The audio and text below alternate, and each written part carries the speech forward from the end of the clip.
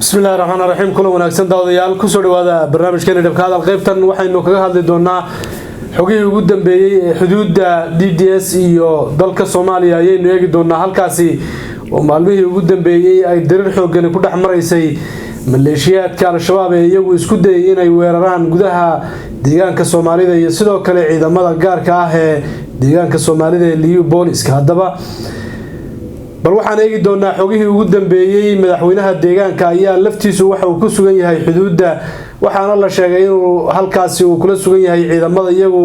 dagaalka ku qaaday ama dagaalka kala hortagay maleeshiyadaasi al-shabaab ee iyagu damcay inay gudaha u galaan deegaanka Soomaalida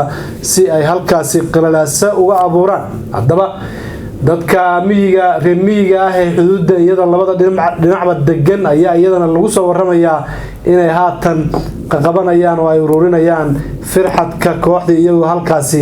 uu jabku ka gaaray waxa ila joogay ilkaas dhow ama santaa inoo mandhow way inaga hadda dagaalkeen waa dhinaca miidiyaha muddo marka inta badan xogo inaynu soo gudbino iyo waxyaabihii meesha ka dhacay bal waxaad ii sheegtaa nimankan shalay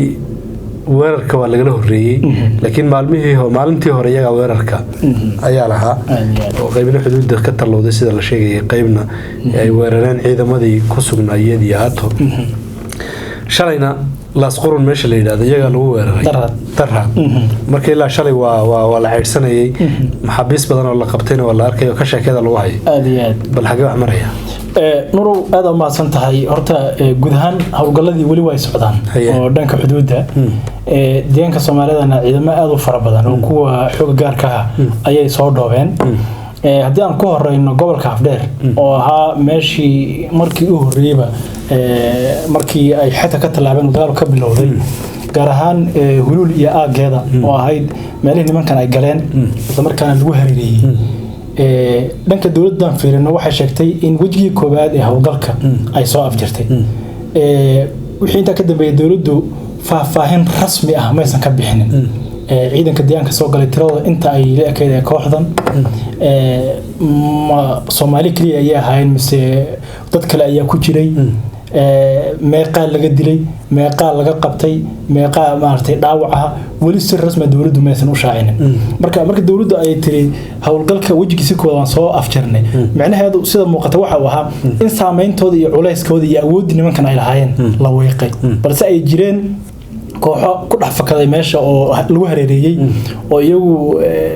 qaarkood deegaanka maadaama aysan garanaynin ku dhax ambaday oo ilaa hadda qaarkood soo qabanay shalay waxaan warinay inay jireen dhowr siyaabo kala duwan ay shacabka iyo maamulka iyo ciidanka gobolkan oo iskaashanaya ay soo qabteen maanta laftirkeeda baarey ilaa 4 ambadaha oo baxsado carab ah oo hubkooda wata mise oo lama cadeyn inay hub wateen iyo in maartay ay in warlayaalahayn laakiin ilaa 4 kamida kooxdii oo carab ah ma Soomaali u cararayeen laha u laabta maadaama deegaanka aysan aqoonin ma nafta haysay oo waxay lahaayeen bal yalla ida qabanin lama ogo ilaa 4 baa la qabtay maanta baari lagu qabtay wali marka waa la midhmidhaysanaya baa liyo maalin ba 1 2 3 waa la qabanaya shalay laftirkeeda xilli casar gaabadka xoga soo baxay sheegayeen kooxdii firxadka ahayd ee lagu hareysnaa iyagu meelahan ku jiray in ilaa 30 ama 30 laga dilay isla markaana toobeeniye kale laga qabtay hub aad u fara badan laga furtay marka Afdheer wali hawlgalkii waa uu ka socdaa nimankan waxa la sheegay ilaa wararka qaar waxay leeyihiin 500 oo qof ama 500 oo xubnood ay ahayn kala gobolkan Afdheer wararka qaar ay sheegeen marka dhanka dawladda markaan fiirino waxay sheegtay hawlgalkii wajigi koobaad soo afjaray nimankan lagu dagaalamayay in lagu diray ilaa 243 xubnood oo ka tirsan kooxdii 243 ka tirsan kooxdii weerarka soo qaaday inay dileen laas qurna waxay sheegeen 84 lagu dilay tirada guud waxay noqonaysaa marka 243 lagu dilay Afdheer adoo 328 bay tirada guud noqonaysaa marka sida xogaha deegaanka soo baxaya ama laamaha ka soo baxay deegaanka ay sheegayaan weli marka hawlgaladii waa ay socdaan nimankan xaggan afdheer weli waa ay ku jiraan oo qaar maartay aad bay u kala fakadeen weliba waxa leeyahay waa lagu hareereysan yahay oo kii baxe ee siyaahada cararba geeljirihii iyo looleydii iyo dhaqatadii iyo dadkii yaa dhabsiday oo dhammaanba la wada hawlgeliyay iyo shacabkii oo hubaysan unba hal kolba laba saddex soo qabanaya marka xaaladda weli waxa aad bay u jahwareereen maadaama deegaankan aysan aqoonin dhulkuna uu xilli xagaa hoyaraha kulul isaga jiray iyagoo oo ooman oo qaarkood waa reer koonfur galbeed si caadi habayde looga dareemaya oo waxay leeyihiin baa leeyahay ariirow koy ariirow koy dhawaada kaalay wey marka waxaa leeyihiin intay meelaha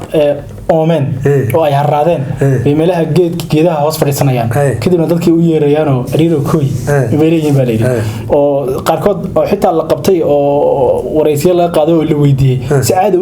u sheegayaan inay reer koonfur galbeed yihiin oo mid baa wuxuu lahaa reer baydha baan ahay oo reerkaas iyo jilibkaas si caadi loo wareysanayo wax kaloo intaa dheer nuur oo jirta sida nimanka jannada baa caadi looga istaagay janna ma soconin wax kale u socdeen waxa soo baxaya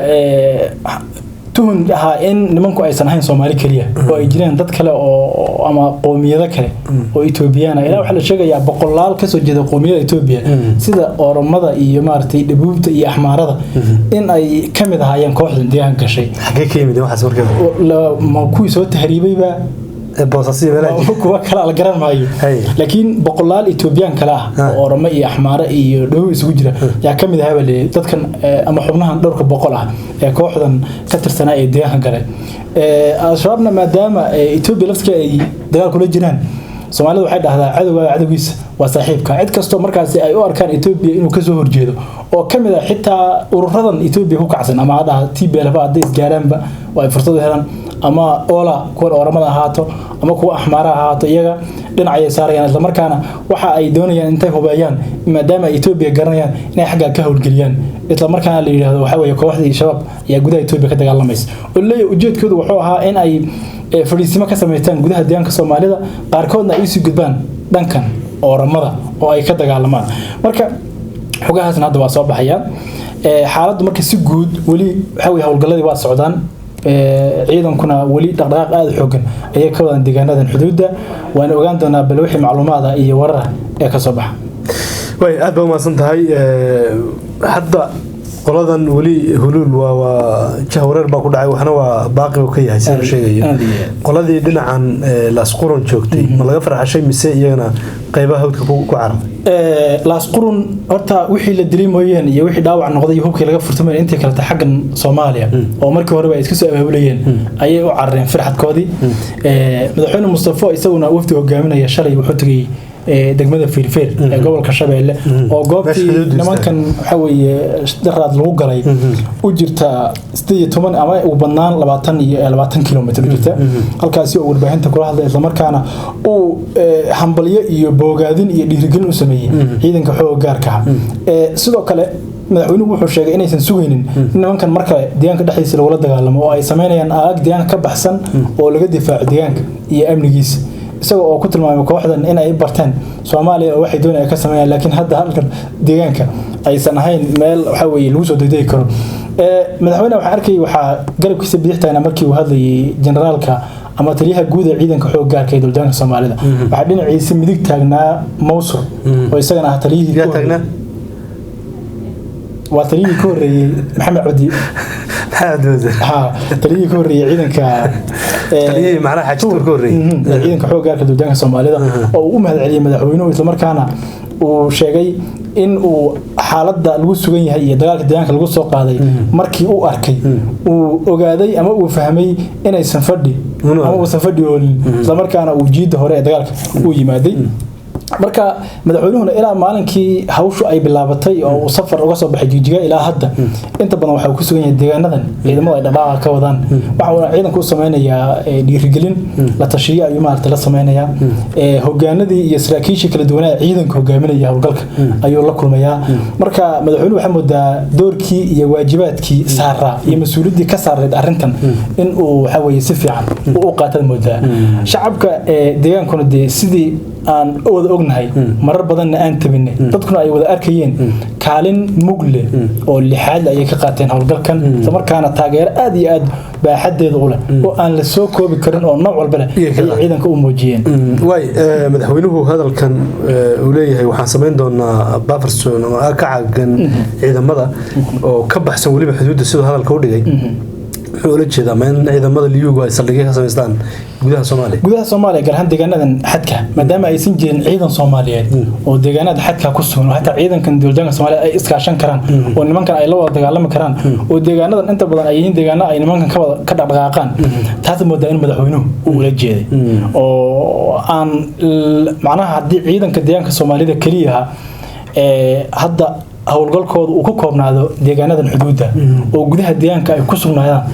xaggan xadkana aysan jirin ciidan Soomaaliyeed oo jooga iskaashanayaan oo nimankii ay ka dhaqaaqayaan waxa u fudud nimankan mar walba inay weerar ku soo qaadaan difaac ciidanka ee dhanka deegaanka jooga marka laakiin haddii dhankan Soomaaliya ciidanka ay u soo gudbaan oo dhanka ay difaac ka sameystaan deegaanka ka difaacaan maadaama ciidan Soomaaliyeed meelaha ka dhaqaaqay uusan jirin nimankan mar walba fursad ay raadinayaan ay deegaanka galaan taas moodaa hadalka madaxweynaha inuu la jeeday wax kale oo nuur jirta maanta guud ahaan deegaanka Soomaalida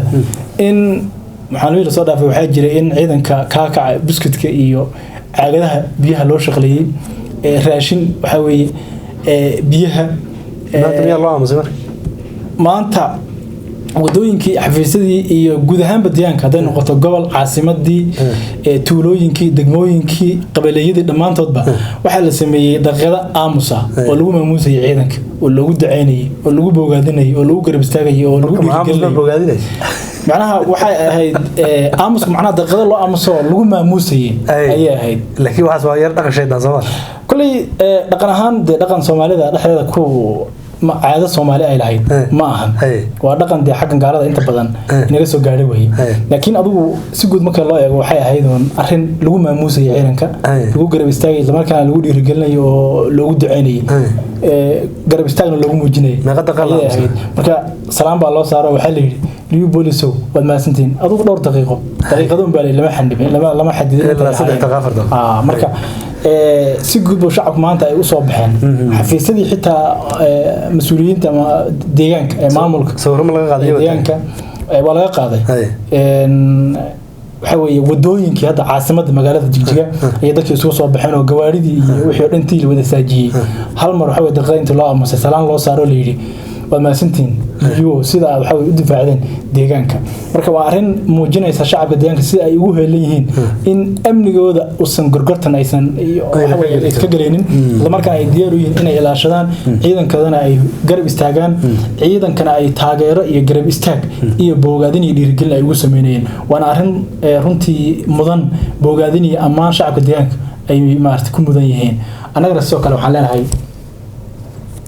salaanta u saaraysaa salaam saaraya iyaga waayahay aad iyo aad buu mahadsan yahay waxa uu ahaa saaxiibkay Barraa'il Kacse oo runtii inoo warramay xogihii ugu dambeeyay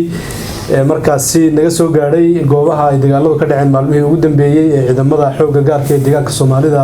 ee liyu booliska iyo sidoo kale kooxaha iyagu iska soo abaabulay dhinaca koonfurta Soomaaliya ay markaas isku farasaareen tan iyo kulan dambe nabadgelyo